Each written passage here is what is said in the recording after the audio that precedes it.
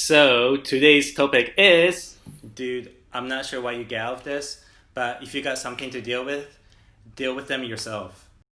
Hello world, this is Dean from Japan. How is everyone doing today? And no, this video is not going to be about Japan, but I'm currently working on that Twitter serial killer video, and I hope to post it within the next 24 hours. So if you haven't done it already, hit that subscribe button so you won't miss a video. So this video is a continuation from my previous video where I talked about how when I was living abroad as a kid, some places weren't that friendly toward Asians and how that was a little bit difficult.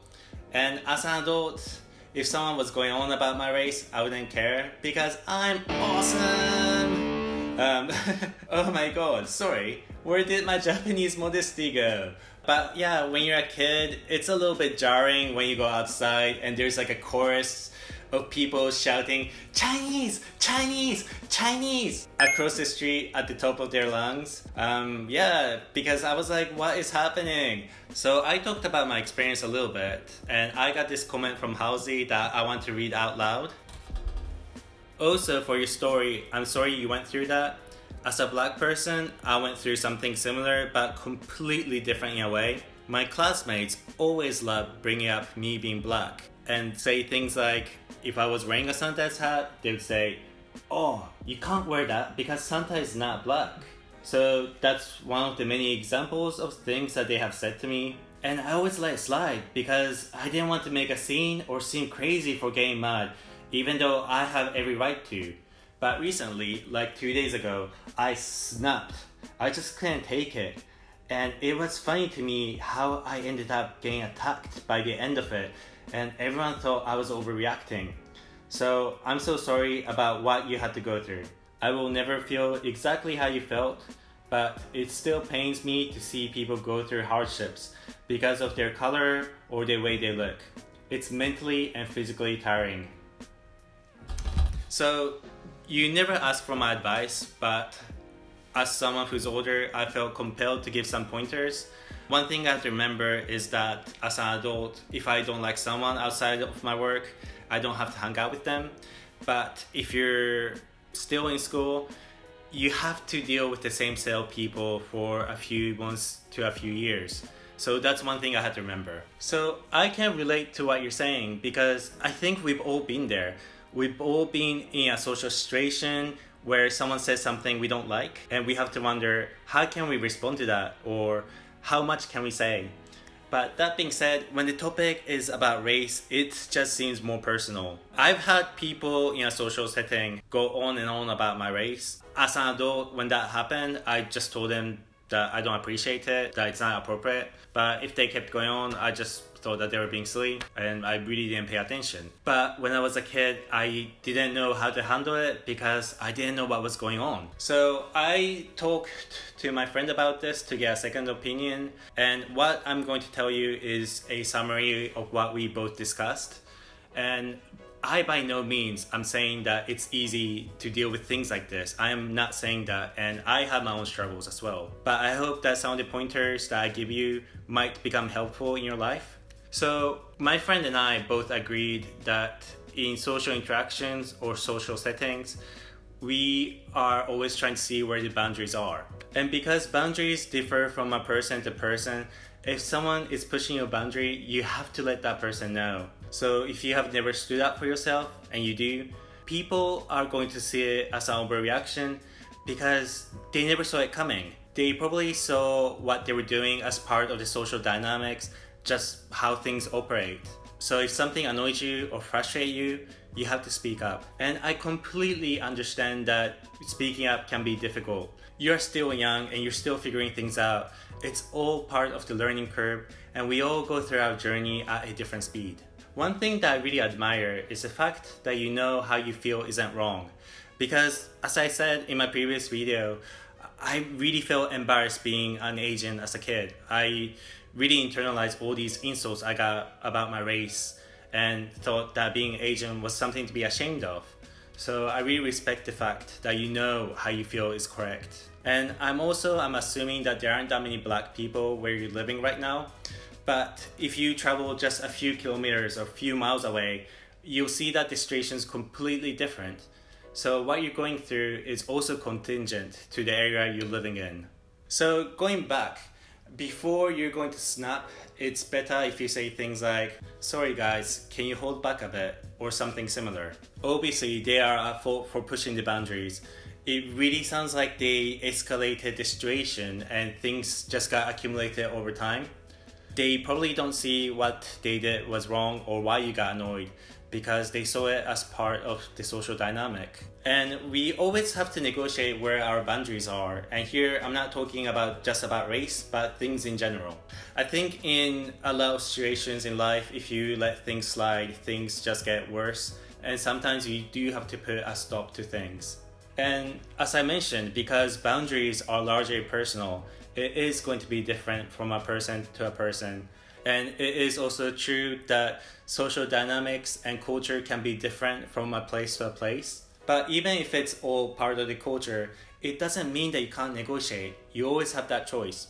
So for example, in many Latin American countries, it's common for people to call Asians Chino or Chinese. So if I was in a Latin American country and someone called me a Chino, I'll just let it slide because I know they're not being malicious and I can't correct everyone. Like, that's not realistic. But I've had people, mainly Latinos, call me Chino in Western countries. And in those situations, I have actually said, I'm not Chinese. And they completely understood what I was saying. Another example is that in a lot of Asian countries, it's common for people to comment on your physical appearance, which you didn't really see in the West. So for example, let's say during the lockdown, I was eating like hamburgers, cookies, sushi, and ice cream every day, in that order. And I got really fat, right? If this was in the West and someone said, "Dude, Dean, you got fat," I am gonna go kimetsu on that person. Because, that is considered super rude in the West. But if that happened in some Asian countries and I went berserk, I'll be the one that's in the wrong, because that's just how things are. I can't expect an entire society or culture to change just because of me. I'm not gonna get everything on my term, and that's just part of life. That being said, you can still negotiate.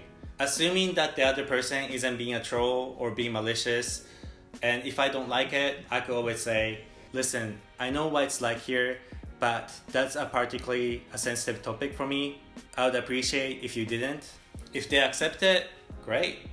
If they don't, maybe those aren't the people that you want to spend too much time with.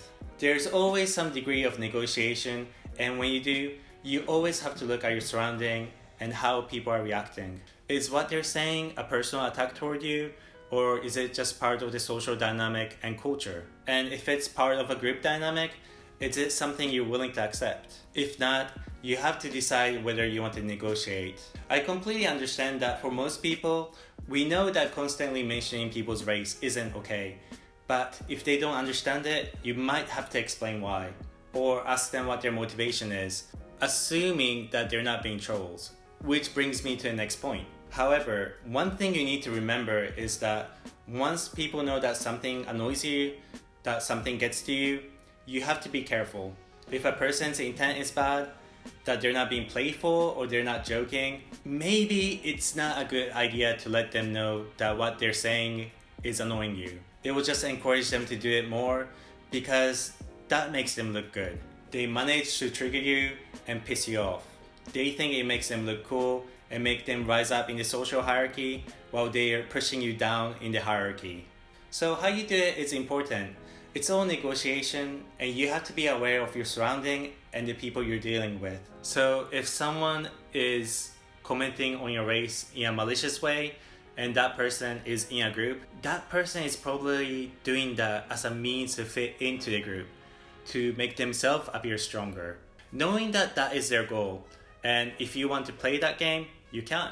You can turn around and go, "The fact that you need to impress yourself in front of your friends tell me that you have a small dick, or you got issues, or something." That's just one example, but the idea here is that you're playing their game, but even better.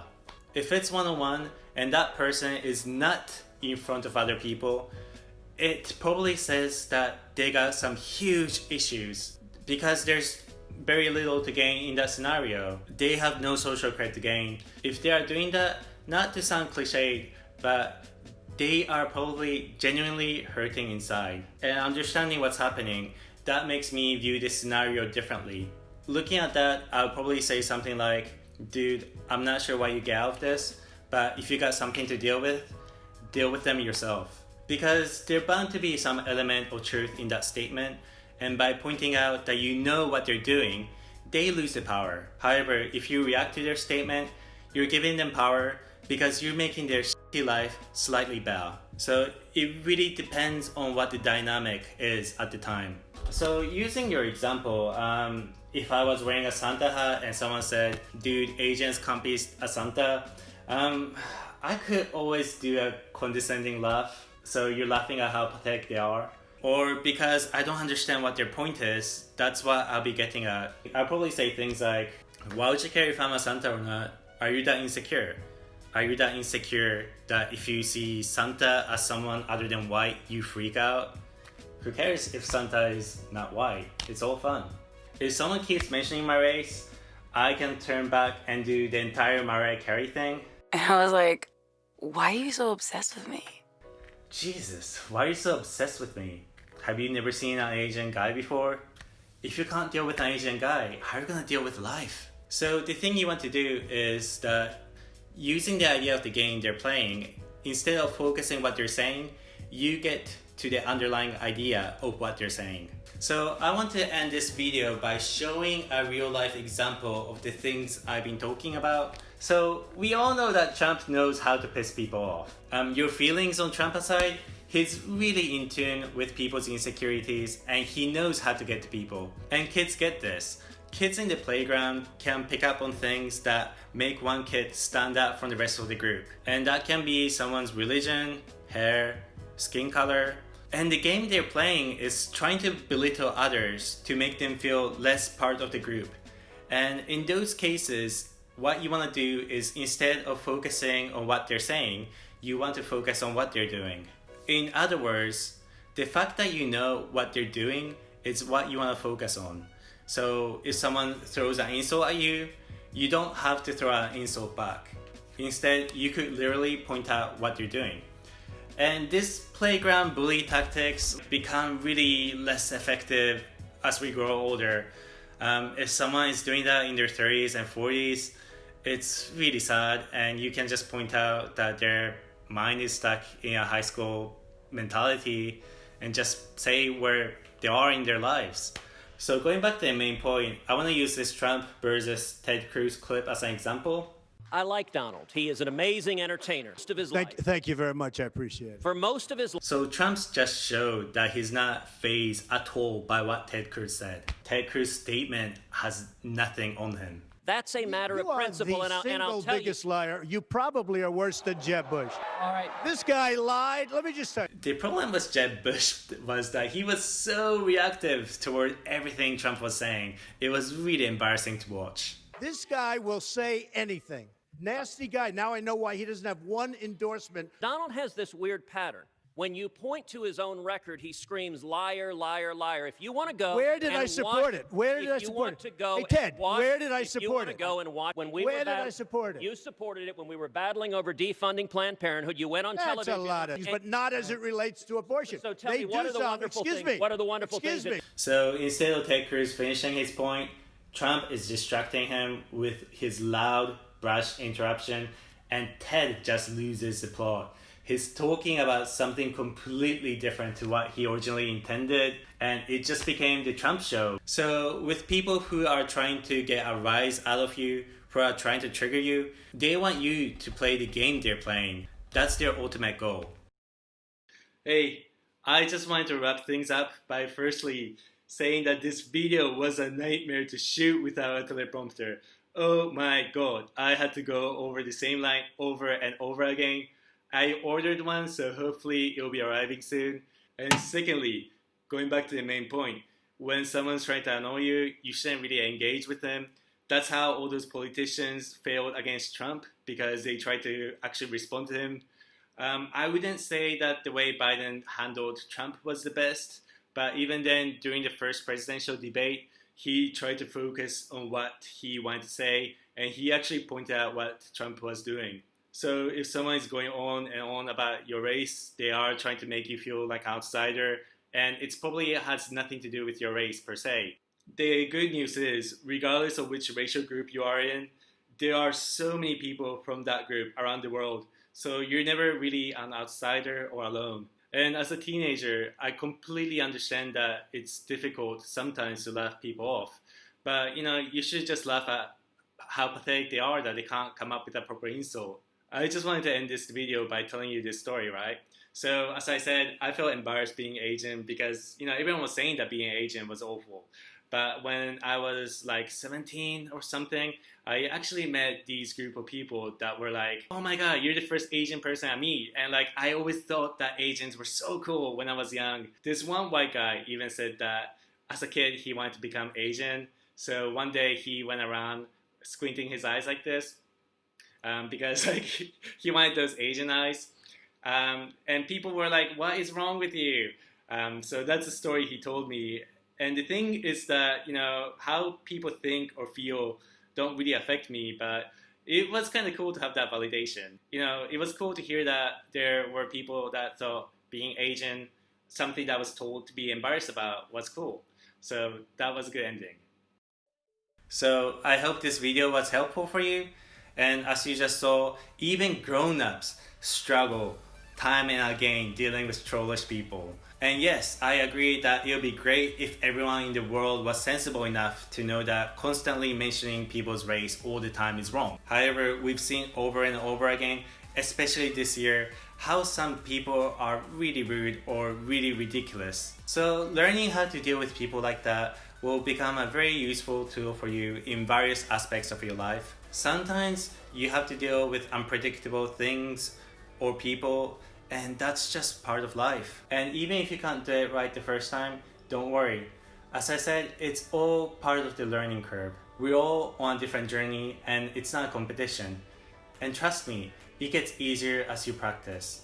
And remember, if anything becomes really serious, please don't hesitate to contact your local authority or other people for help. Okay, that's it from me from today. Thank you so much for watching, and I hope to see you in my next video.